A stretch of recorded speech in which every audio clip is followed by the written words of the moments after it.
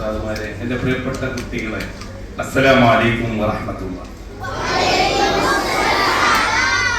ഞാനിവിടെ ഇങ്ങനെ ഇരിക്കുമ്പോ ഇങ്ങനെ ആലോചിക്കുക, നിങ്ങളൊക്കെ എത്ര ഭാഗ്യവാന്മാരും ഭാഗ്യവതികളുമാണ്.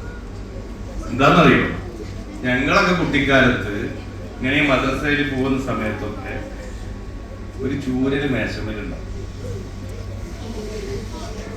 ഞങ്ങൾക്ക് നിങ്ങൾ ഇവിടെ സംസാരം നടക്കുമ്പോ നിങ്ങളൊക്കെ ഇടയ്ക്ക് സംസാരിക്കുന്നുണ്ടല്ലോ, ഞങ്ങൾ മിണ്ടാണ്ടിരിക്കല, ഉസ്താദ് പറഞ്ഞത് അങ്ങനെ കേൾക്കും.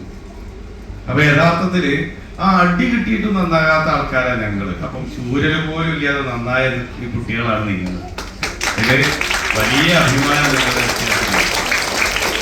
അപ്പൊ നിങ്ങളെ പലടൊക്കെ ചോദിച്ചാൽ മതി, മദ്രസ അടി കിട്ടാത്ത ദിവസം ഉണ്ടാവും.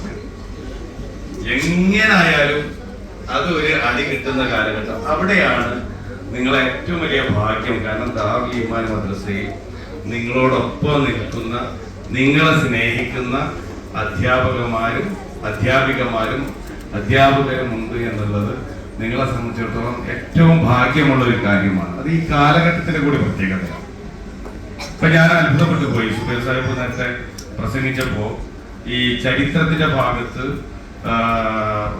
സ്വാതന്ത്ര്യ സമരവുമായി ബന്ധപ്പെട്ട ബ്രിട്ടീഷ് അധിനിവേശ വിരുദ്ധ പോരാട്ടത്തിന്റെ ചരിത്രങ്ങൾ നിങ്ങൾക്ക് പഠിക്കാനുണ്ടെന്ന് പറയുമ്പോൾ